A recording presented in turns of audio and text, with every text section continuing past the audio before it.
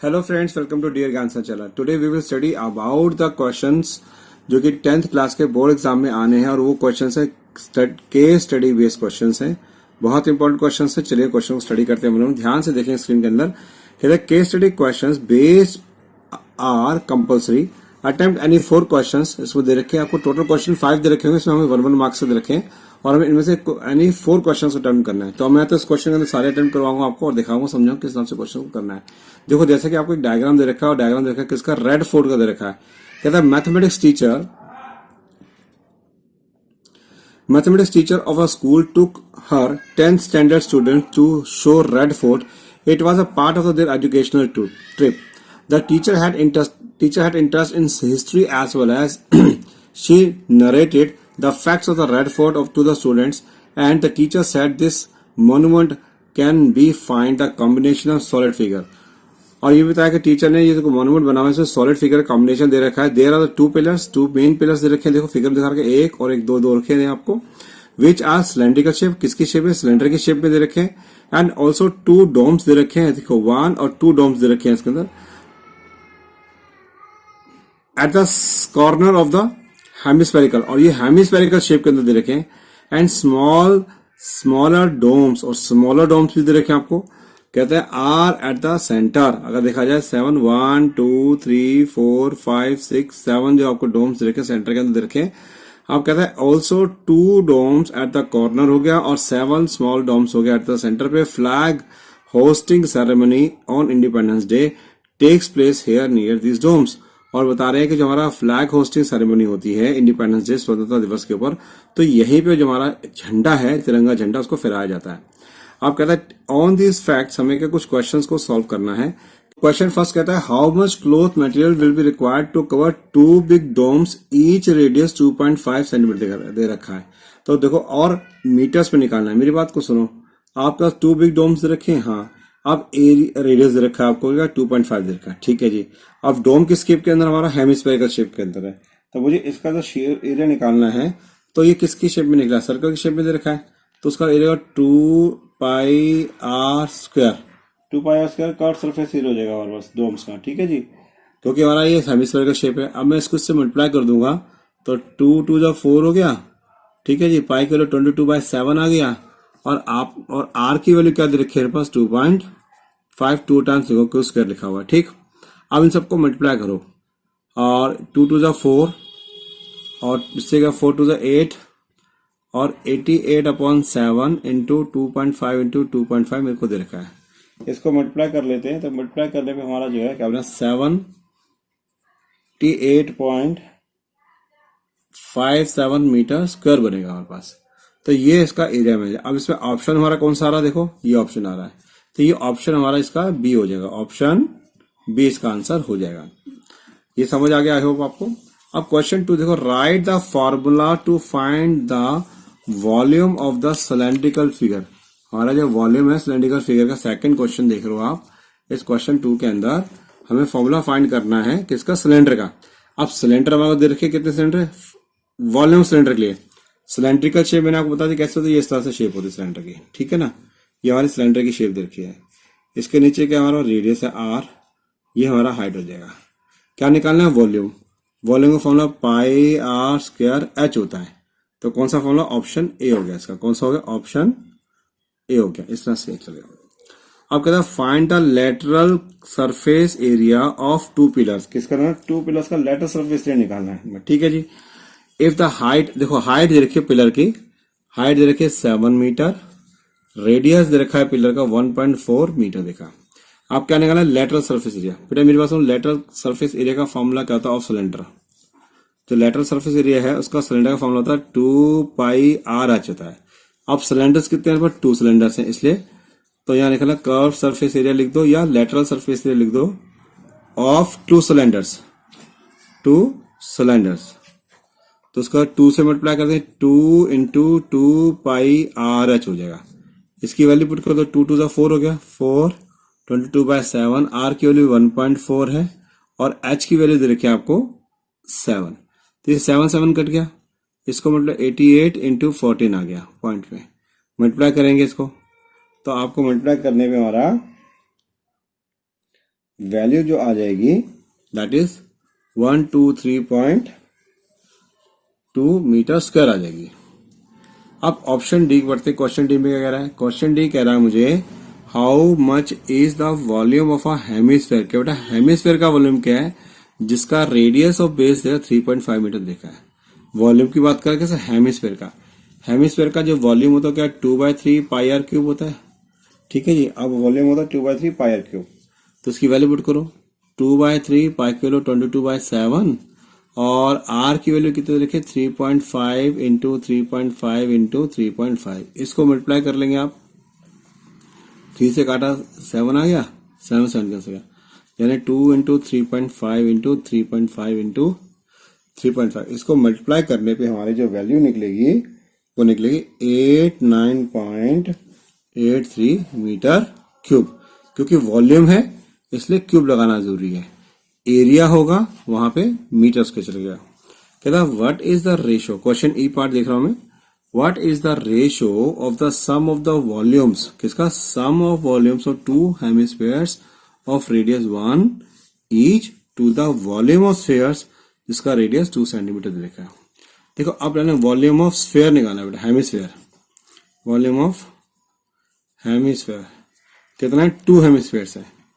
ठीक है जी। पहले 2 से 2/3 पाई आर क्यूब, जिसका रेडियस क्या? विद रेडियस, जो रेडियस क्या देखा 1 सेंटीमीटर देखा है, तो इसकी वैल्यू होगी 4/3 पाई आर की वैल्यू होगी 1 का क्यूब। Equation first. अब वॉल्यूम ऑफ क्या कह रहा है? Volume of a sphere, sphere का वॉल्यूम विद रेडियस, जिसका रेडियस जो है 2 सेंटीमीटर दे रखा है। ठीक है जी। तो इसका वॉल्यूम ऑफ स्फीयर क्या होता है? 4/3 पाई आर क्यूब होता है। ठीक है। इसकी वैल्यू क्या की 4/3 पाई आर कितना रहेगा? 2 का क्यूब हो गया। ठीक। Equation number second.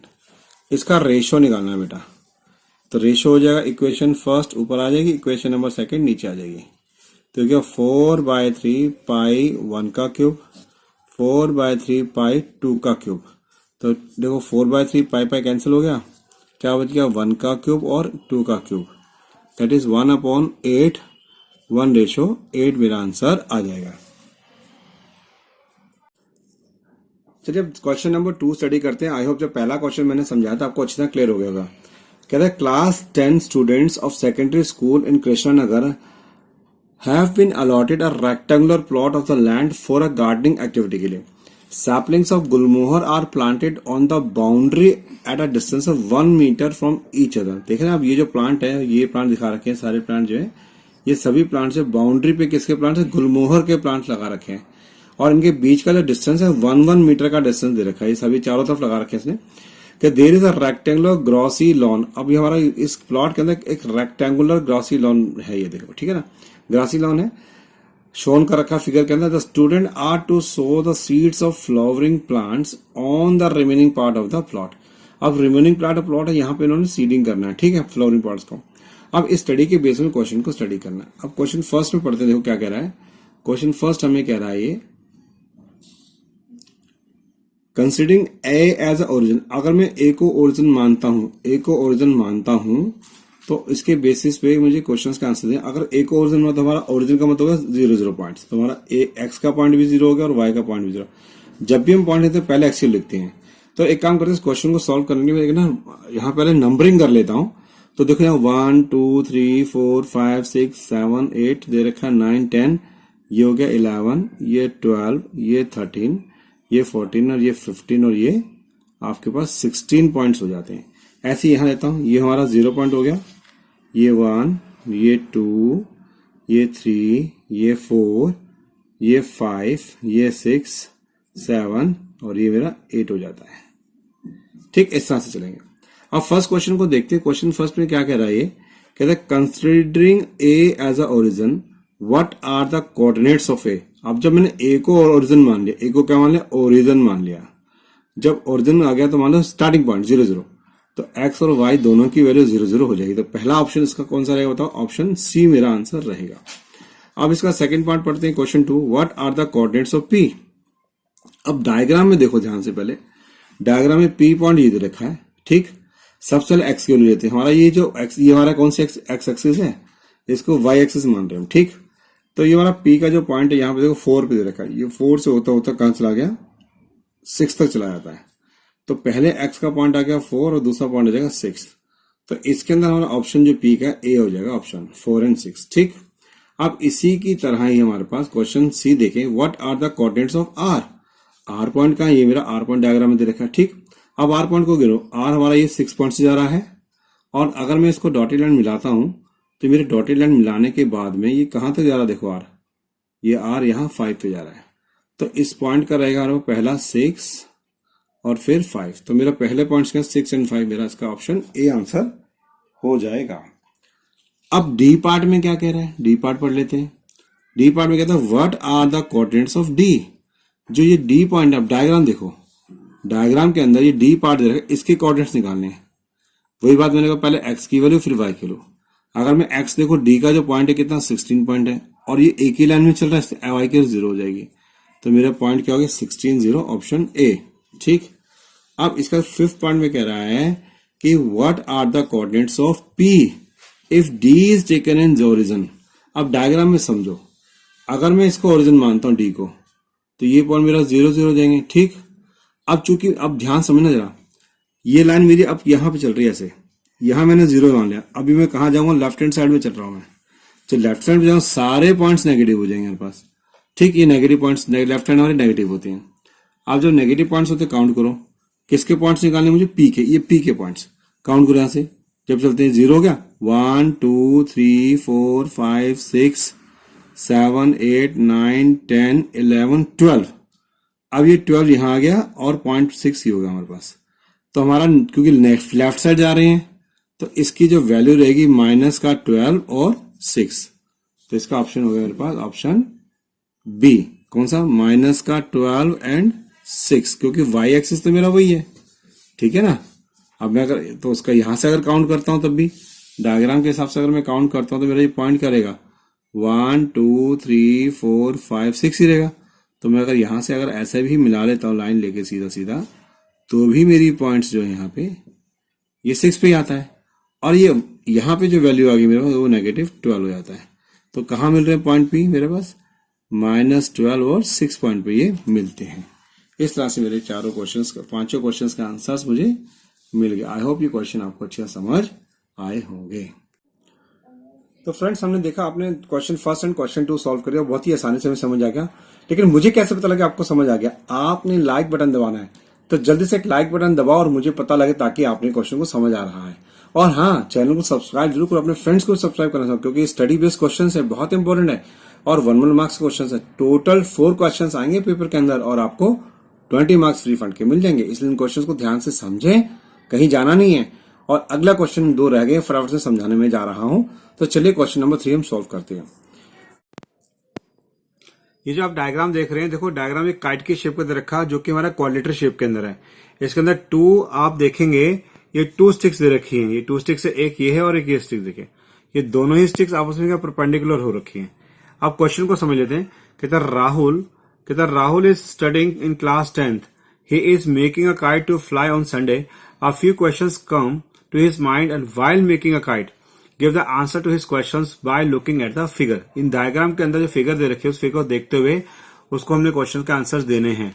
अब देखो फिगर मैंने आपको दिखा दी, दोबारा समझेंगे फिगर के अंदर। अब ये दोनों के दोनों जो काइट्स की जो स्टिक्स हैं, वो स्टिक्स आपस में परपेंडिकुलर बन रही है।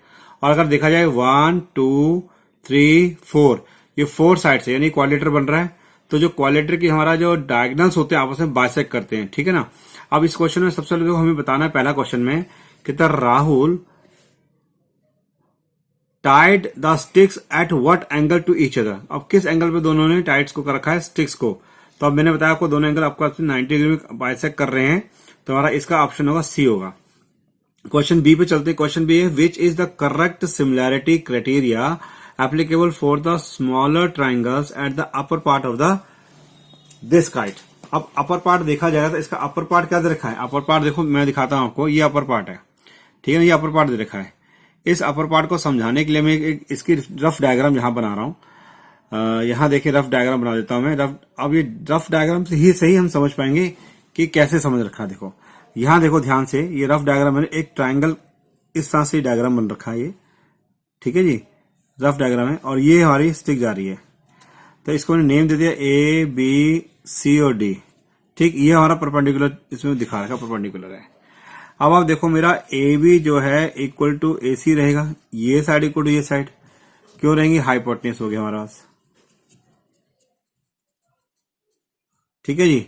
अच्छा, और angle A D B equal to angle A D C, ये कितने 90 डिग्री ईच हो गया, ठीक है जी। हाँ, और अब देखो जरा ध्यान से कि हमारा एडी जो है, ये एडी पार्ट है, ये हमारा कॉमन आ रहा है किसके, डीए के, क्यों आ रहा है, कॉमन आ रहा है।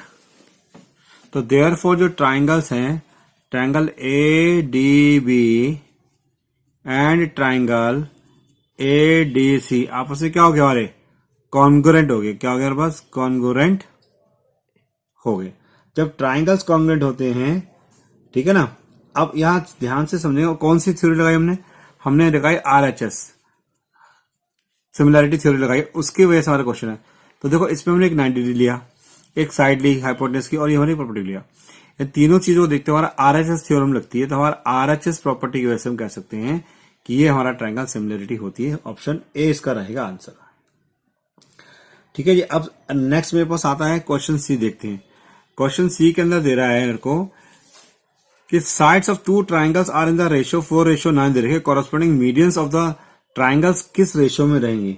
मैंने आपको एग्जांपल समझाया था, अगर साइड्स प्रोपोर्शनेट हैं, और हमारी थ्योरम ये कहती है the ratio of sides of two similar triangles किसके इक्वल होती है, रेशो ऑफ देयर कॉरस्पॉन्डिंग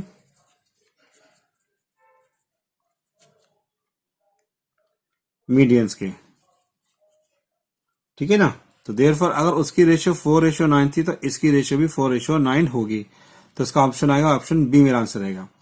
अब आप डी पार्ट में देखना कि in triangle if the square of one side is equal to sum of the square of other two sides, then the angle opposite to the first side is a right angle. This theorem is called as, इस theorem क्या कहते हैं। देखो इसके लिए मैं एक diagram बना रहा हूं, डायग्राम को समझेंगे ध्यान से।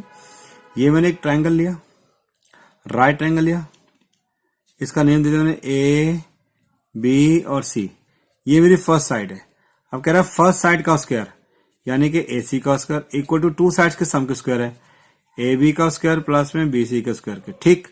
जो फर्स्ट साइड के अपोजिट में जो एंगल बनता है वो 90 डिग्री का दे रहा है, वो एंगल बी कितने होगा, 90 डिग्री का। तो ये जो थ्योरम बता रही कौन सी थ्योरम है, देखो हम पाइथागोरस जानते थे, कहते थे कि ए सी का square equal to A B square plus B square, क्योंकि उसके अंदर 90 डिग्री एंगल के सामने साइड हाइपोटेन्यूज होती थी।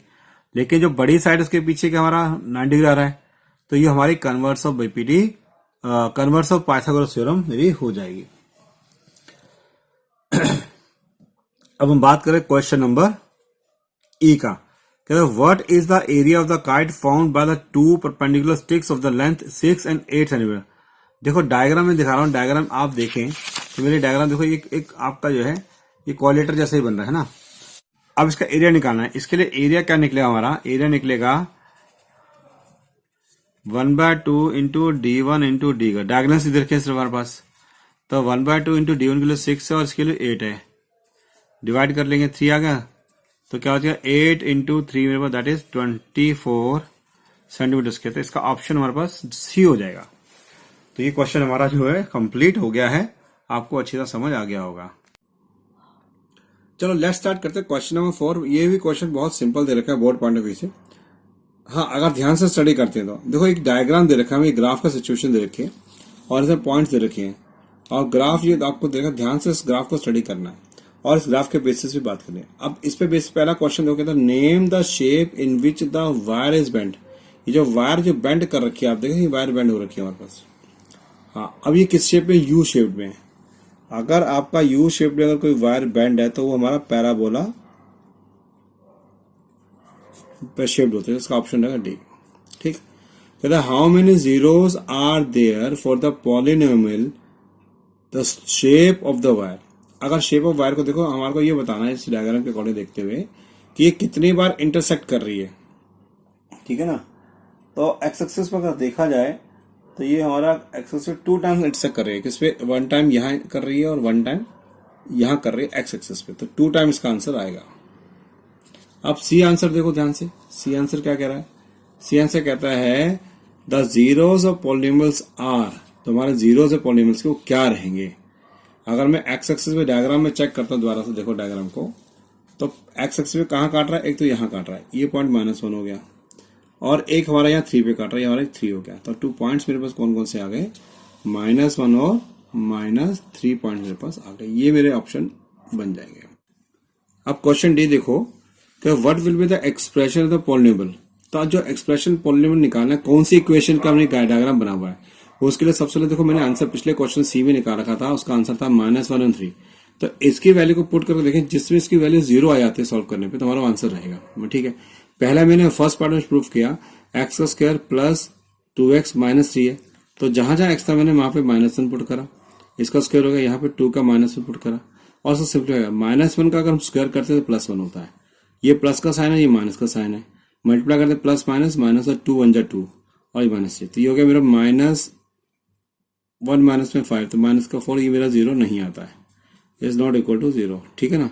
अब इसका सी पार्ट को देखो, अब सी पार्ट की इक्वेशन को मैं ला रहा हूँ, इसमें इक्वेशन को सॉल्व करने के लिए मैं यहाँ लेके जाता हूँ। इक्वेशन थी मेरे पास एक्स का स्क्वायर माइनस में 2x माइनस में 3, तो वही -1 मैंने पुट करा, उसका स्क्वायर 2 इंटू -1 और ये हो गया -3, तो -1 का स्क्वायर 1 होता है, माइनस माइनस +1 आ गया और ये हो गया -3,